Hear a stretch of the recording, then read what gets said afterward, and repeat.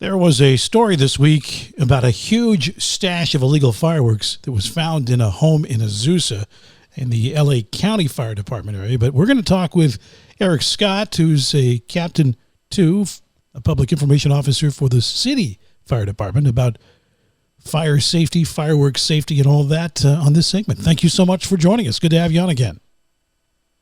Pleasure to be here, Larry. In the Azusa story, they discovered some 1,800 pounds of fireworks this week and other explosives stored inside a van and inside a house. They also discovered equipment used for making fireworks. And this is what a neighbor said about the whole thing, said the discovery was unnerving. The illegal fireworks is kind of common in this area, but that amount is really frightening because I know what it could do to an entire neighborhood. And another woman was among the nearly 30 homeowners there who had to evacuate. The bomb squad guys came around knocking, saying you have to evacuate because, there's illegal fireworks, bomb squad, I don't know how long it's going to take, so get your stuff or whatever and start evacuating. And I realized it wasn't LA City Fire on this one, it was LA County, but the problem is the same. It seems like every year they discover these stashes. People get into the making of fireworks. Not uncommon, is it, here in Southern California, right? It's not uncommon, and we understand that people want to go out and have fun and celebrate this time of year. We just want people to do so safely, and that's why the city of Los Angeles, throughout all 470 square miles in the city, all fireworks are illegal, and that even includes the so-called safe and sane. It's because we see the devastating effects on our end, the injuries and the wildfires. So it is a bit unnerving when you uncover a large quantity of fireworks in residential areas. We've had that same problem in the recent past in South Los Angeles. And upon attempting to safely detonate those fireworks, our friends in law enforcement ended up having a significant explosion that blew windows out of homes, turned over cars, and this went on for a city block or two. So they have significant power. We need to remember that these are explosive devices, even though most people are correlating them with the time of celebration. There is significant danger, and we need to recognize that. So I see these fireworks stands still, different fundraisers, and they're still around where you can walk up and buy fireworks, the safe and sane kind. But you're right. Pretty much everywhere has made it so you can't use them. There must be just like a few cities somewhere that have got some sort of exemption to do this. I don't get it. I mean, even a sparkler, something as simple as a sparkler, you hate to joke about it, but the temperature on that is very hot, isn't it? It is, and that's surprising to most people. And that's actually one of the fireworks that we see the most injuries on, which kind of seems to be the most benign fireworks that they hand to kids, because like you mentioned, they burn very hot. So most are surprised to learn that a sparkler will burn at 1,200 degrees. And to put that into perspective, water will boil at 212 degrees. Yeah. Now, if you're going to bake a cake in your oven, that's at 350. When I put wood in my fireplace, that's, mid 500s. Glass will melt at 900. And again, a sparkler burns at 1,200 degrees. And then you hand that to a child. Those embers come off. We've seen them land in the kid's eye, creating permanent eye damage.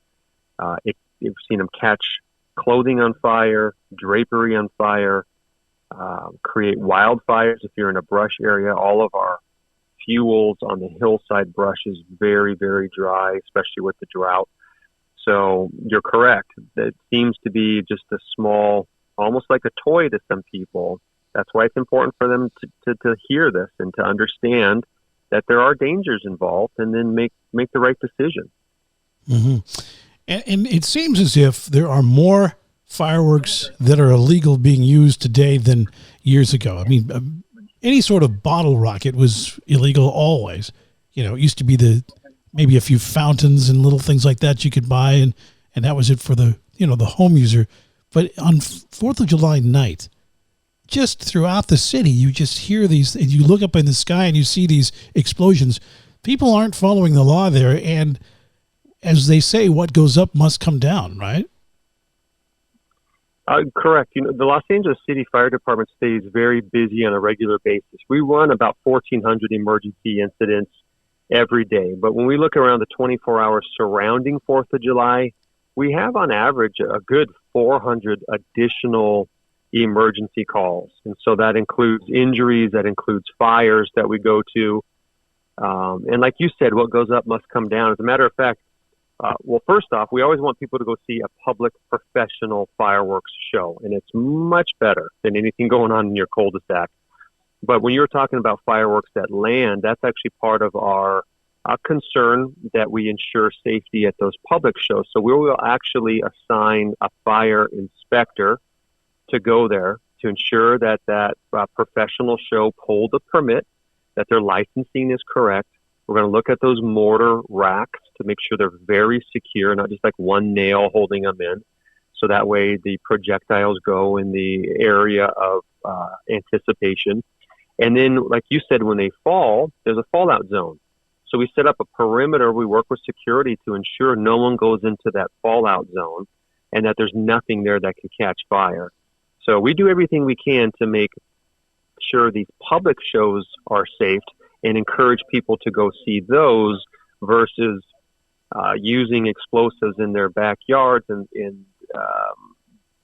they're just so unsafe. And the wicks vary in length depending on how quick they will explode, or they take longer than normal. Then people are inquisitive. They go up and check.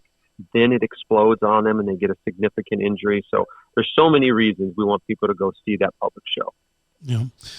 Well, if people use the unsafe and insane kind, and you're saying pretty much everything is now, can they expect to see patrols with fire and police agencies cracking down? Well, we work close with law enforcement. Council District 2, Kokorian's office came with additional funding this year to assist law enforcement with overtime hours to enforce the crackdown on people using fireworks in Los Angeles. The city attorney has said publicly how serious they are taking it. I know Councilwoman Rodriguez is offering a buyback program where people who have fireworks can return them and get money returned. We will often have some volunteers with our community emergency response team patrol wildfire-prone areas to ensure safety. So you certainly have multiple agencies coordinating together when it comes down to 4th of July. I think of the extreme fire danger this year. We're all warned about it. The fact that we didn't get much rain and all that, and of course they're talking about the water supply, but I think of the brush. You just don't want to see fires. Homes are expensive, and anyone starting them certainly doesn't have the resources to make amends if they had to. So you just don't want anything like that to happen. What advice do you have for people anywhere near the hillsides? Well, for those who have chosen to live in the beautiful brush areas of Los Angeles, you're at even more of a potential risk. So ensure that you, your family, and your neighbors are aware of the potential. We've seen the increased temperatures all week, and they're not going anywhere. That reduces the relative humidity. That means that the vegetation is very dry and very susceptible to a spark. So if people are using fireworks, and again, they're all illegal in LA, and those sparks land anywhere near the brush, it will catch on fire. And we've seen that throughout the years.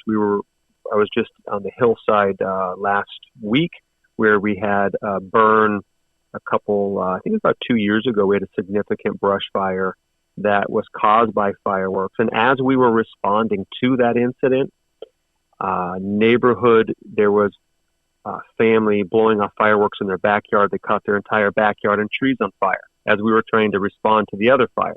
So it's an ongoing issue, especially for those who are living by the brush. And they need to be cognizant of that. And we've all seen the devastating consequences of a wildfire. It's undeniable.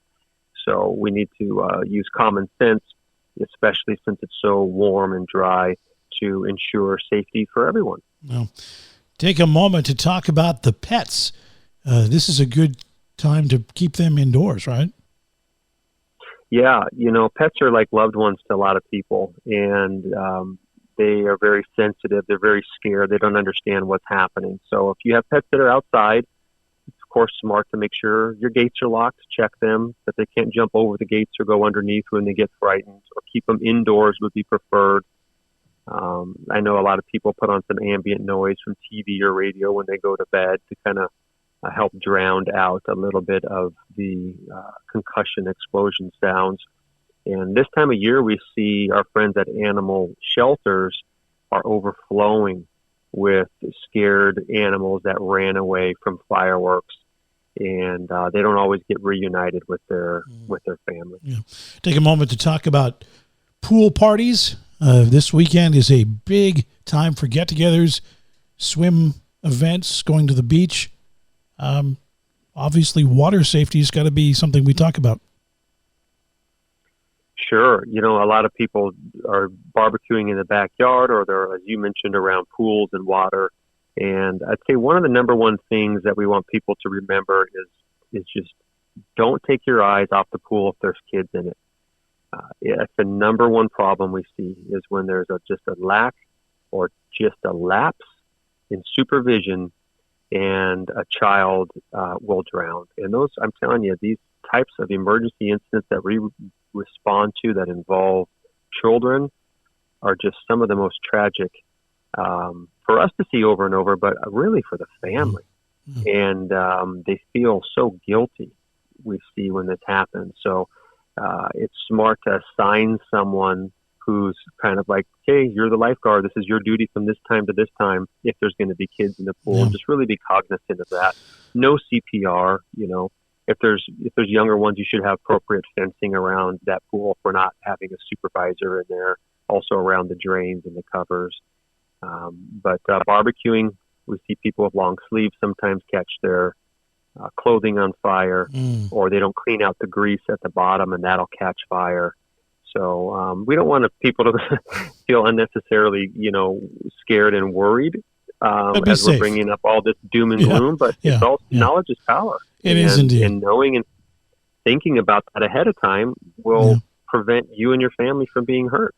I want to thank you, Captain Erik Scott, Captain 2, City of LA Fire. Thank you so much. Our pleasure. Thanks for having us.